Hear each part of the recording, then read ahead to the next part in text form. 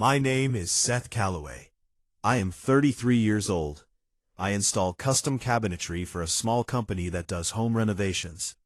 That means I spend most of my working hours in other people's kitchens, measuring things twice and cutting once. I listen to true crime podcasts through one earbud, while the other ear stays ready for whatever the homeowner needs to tell me about the original contractor who did everything wrong. It is not a glamorous life. It is a precise one, and that suits me. I had been with Dana Reyes for 2 years. We ended in April, on a Sunday, with the particular kindness of two people who have stopped being in love, but are still in the habit of being nice to each other. There was no villain in the story. There rarely is in the endings that hurt the most. She said she thought we had stopped growing toward each other. I said I thought she was right. We sat with that for a moment, and then she cried a little, and I did not. And I drove home, and sat in my apartment, and ate cereal at 10 at night, and thought about how quiet the correct decisions can be. That was 8 months before Carol Reyes called me on a Thursday afternoon in December. Carol was Dana's mother. She was 58, ran a small alterations business out of a shop on the east side of town, and had the particular quality of certain women of her generation who have raised children and managed difficult things and come out the other side with an economy of expression and zero tolerance for anything that wastes time. She spoke in complete sentences, always. She made decisions and then acted on them, and the acting was swift and unbothered by second thoughts. She and I had gotten along from the beginning, which I always understood was not automatic. She had watched me carefully the first year, and then, somewhere in the second, stopped watching and started simply including, which I took as the higher compliment. When Dana and I ended, Carol had called me once, not to assign blame, not to debrief, just to say that she was sorry, and that she had always found me to be a good man. I had thought about that call more than once in the 8 months since. She called on a Thursday and said she had a problem. She was redecorating her spare bedroom, painting, new furniture, the full reset, and the new dresser had arrived, and the delivery men had put it in the living room because they do not carry things upstairs.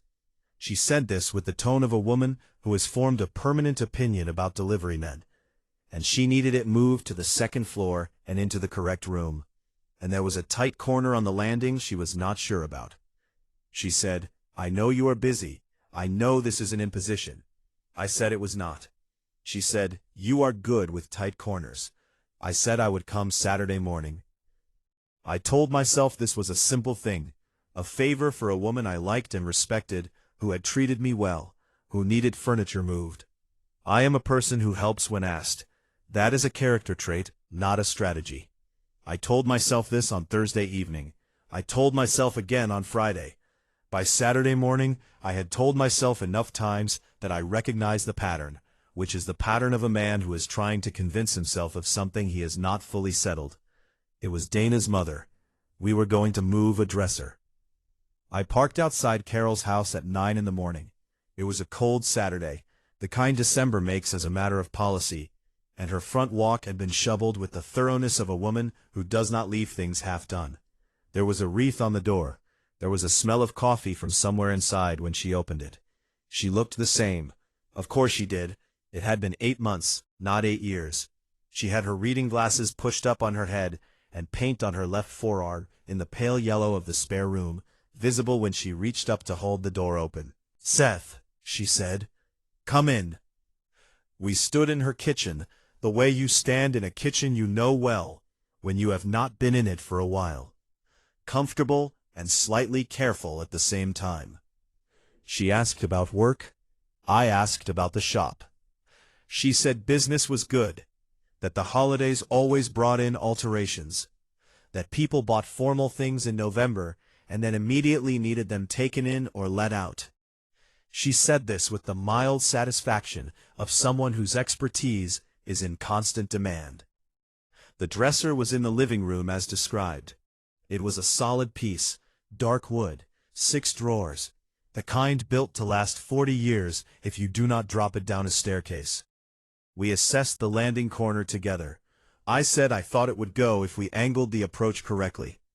She said she had thought the same but was not certain. I said I had done tighter corners.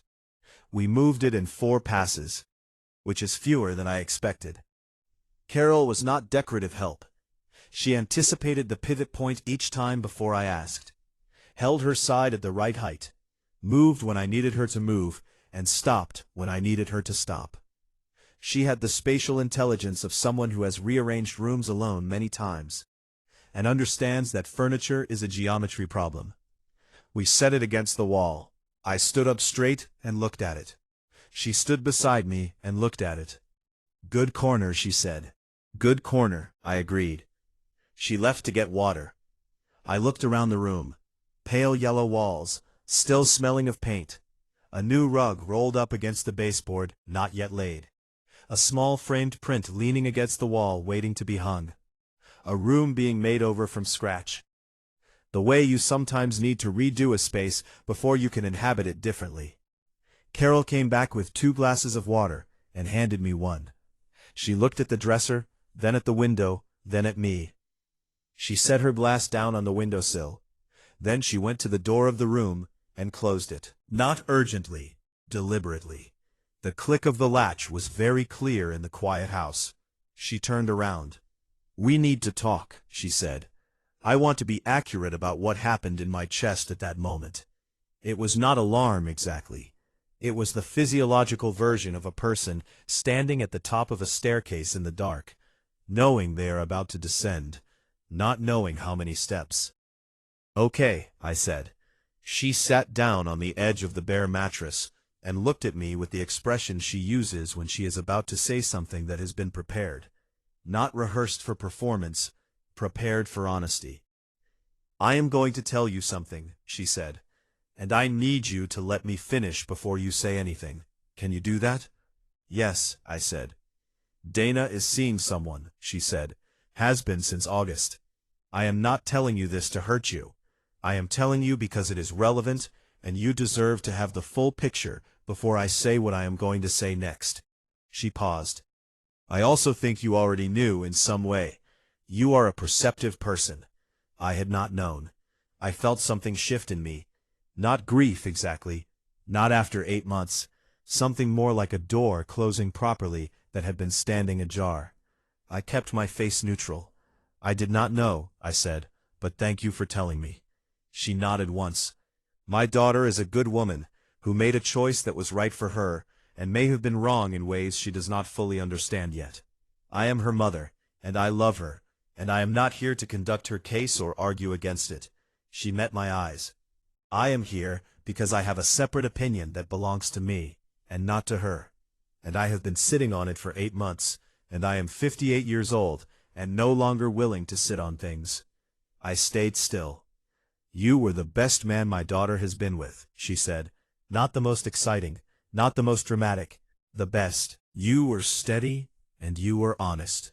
And you showed up when you said you would. And you treated her with a specific kind of respect that I have not always seen men give women, including men who thought they were being respectful." She paused. "You also treated me like a person, not the girlfriend's mother, a person. I noticed that. I noticed things." I did not say anything. She had asked me to let her finish. "My daughter is not what I want to talk to you about," she said. "Not primarily." She picked up her water glass, looked at it, set it down again. "I have a friend. Her name is Joanna. She is 41. She is a civil engineer. She has been divorced for 3 years. She has a 9-year-old daughter named Petra, who is the funniest child I have met in my life, and I do not say that as flattery." A small pause. "Joanna has been my closest friend for 12 years. I know her character the way I know my own kitchen. I know what she has been through, and I know what she deserves, and I know the kind of man she would do well with." She looked at me directly. "I have been thinking about you since April," she said. "Not obsessively, just returning to the thought. Whether it would be strange, whether it would cause damage, whether Dana would be hurt, or whether in fact she has no ground to stand on given the circumstances." A pause. "Whether it was my place." And I said, "I decided it was, not to arrange anything or push anything, to say something to you and give you information, and then step back entirely, and let it be what it is." She folded her hands in her lap, with the composure of a woman who has made a decision and stands behind it. Joanna does not know I am doing this. I want to be clear about that. She would probably be mortified. She would also, I think, not be unhappy about the outcome, which is a sentence I have weighed carefully and mean precisely. She stood up. That is everything, she said. I am not asking you to do anything. I am not telling you this is a good idea or that it will work. I am telling you that you are a good man who deserves a full life. And I happen to know a woman who is also trying to build one. And I have thought about it for 8 months and decided I would rather say the thing than not say it. The rug still needs to go down if you have another 20 minutes, she said. That is not a romantic story. That is a woman in a half-painted room, speaking plainly about something she had prepared for a long time, and then asking if I had 20 minutes for a rug. I know that. I am telling you this because it matters, that the most significant things are sometimes said in rooms that smell of paint, without ceremony, by people who have decided honesty costs less than silence. I helped with the rug. We spoke about other things. She did not revisit what she had said, and neither did I, which was the right call from both of us. She showed me the print she was going to hang, a botanical illustration, irises and dark ink, the kind of thing that looks like it has always belonged in a room. I told her where the light would catch it best. She said she had thought the same. At the door, she gave me a card, Joanna's name on it, her work email, and Carol's handwriting in the corner. I drove home and looked at the card for a while. I have poor instincts around moments that require me to do nothing, which meant I had to sit deliberately, with the instruction to wait and consider. I considered for 3 days. On the third day, which was a Tuesday, I wrote an email that took 4 drafts, not because I didn't know what to say, but because I wanted to say it, without performing either confidence I didn't feel, or uncertainty I didn't need to announce. I said, "My name is Seth. A mutual friend suggested I reach out. I understand if this is unexpected. I would welcome the chance to meet for coffee if you are open to it. No pressure in either direction." I sent it at 7 o'clock in the evening. She replied at 7:43. She said, "Carol warned me you were straightforward. This is exactly as straightforward as promised. Yes to coffee. Saturday works if it works for you." I want to tell you the coffee was easy. It was not entirely. A first meeting with a person who knows something about you through someone else has a particular texture, a negotiation between what has been described and what is actually present. But Joanna was someone who had also stopped having tolerance for anything that wastes time, which meant the first 20 minutes of calibration moved quickly, and by the 30-minute mark, we were talking the way you talk when you have forgotten you are supposed to be assessing each other. She was precise and dry, and laughed at things I said that I had not been certain were funny, which is the specific kind of validation that means something, because it cannot be manufactured. She talked about Petra the way parents talk about children who have surprised them, with pride that keeps catching her off guard. She said Petra had recently decided to write a 4-part dictionary of made-up words, and had so far defined 11, including one for the feeling of opening a book to exactly the right page by accident, which Joanna delivered with the straight face of a woman who considers this a serious linguistic project. I said that was a feeling that needed a word. She said Petra had named it Fluke Grace. We had coffee for 2 hours, and then walked for 40 minutes without planning to, which is the sign I have learned to read. She asked about the cabinetry work with genuine curiosity, the kind that asks follow-up questions. I asked about civil engineering, and found it more interesting than I had expected, and said so. And she said most people's eyes glaze over at the drainage part, and I had made it to drainage without glazing, which she appreciated. She did not ask about Dana. I did not volunteer anything. Carol's name came up once, briefly, and we both acknowledged the situation with the shorthand of 2 adults who understand that the situation is unusual, and have independently decided not to make it strange. She said Carol was a force of nature. I said I had reached the same conclusion in a half-painted spare bedroom. She smiled. I called Carol the next morning. She answered on the 2nd ring. "Well?" she said. I said it had gone well. She said, "I know. She texted me last night. I laughed. The surprised short kind that comes out when you have been caught in the middle of information you thought you were ahead of. She laughed too, the genuine kind, and for a moment she sounded younger than 58. Or maybe 58 just sounds different when someone is pleased. She said, "I will stay out of it from here." She meant it. She did. I want to say this clearly because the story could suggest otherwise.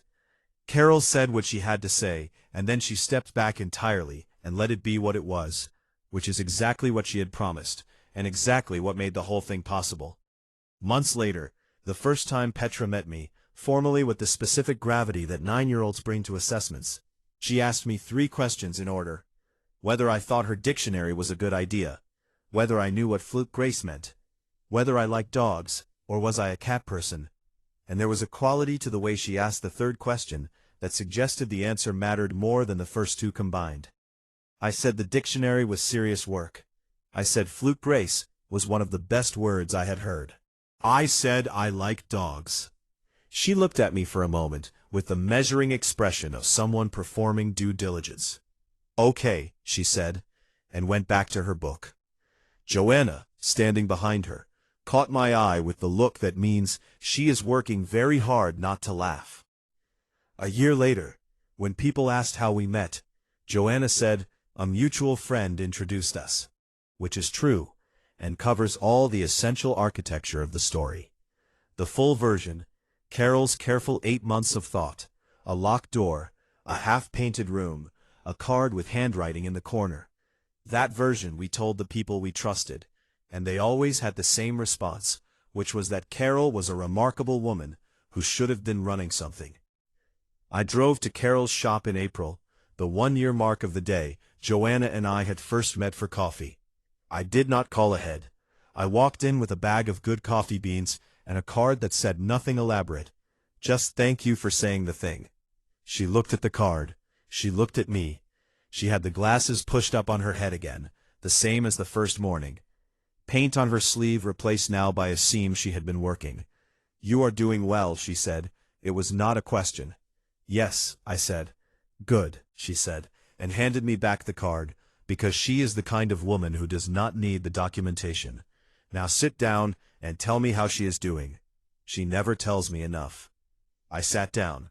I told her.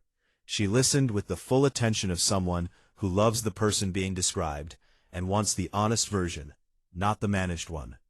Outside the shop window, the street was doing its ordinary April things. The coffee I had brought was better than the shop's usual, and she said so, which I knew from 2 years of knowing her meant she found it acceptable. It had been built quietly and with intention, by a woman who had looked at the information she had and decided to act on it, and by 2 people who had been ready for something steady without quite knowing they were ready until it was in the room. I still think about the locked door, not with strangeness, just with the understanding that some conversations require an environment that will not let either person leave before the thing gets said. Carol knew that. She prepared the room, and she closed the door, and she said the thing. The rest of it was ours. This story teaches us that sometimes the best opportunities in life come from unexpected places and honest conversations. It shows the value of older, wiser people who care enough to speak up when they see something good, even when it feels awkward. Kindness, respect, and steady character matter more than excitement in the long run. It reminds us to stay open to new chances after hard endings, to listen when someone offers helpful truth, and to build relationships slowly, with care and honesty. Good things can grow when we are brave enough to step forward after someone gently opens a door. If you enjoyed this story, please give this video a thumbs up, share it with your friends, and leave a comment below with your thoughts. Your support helps this channel grow and allows us to bring you more amazing stories. Don't forget to subscribe and turn on notifications so you never miss a new video. Thanks for watching, and see you in the next one.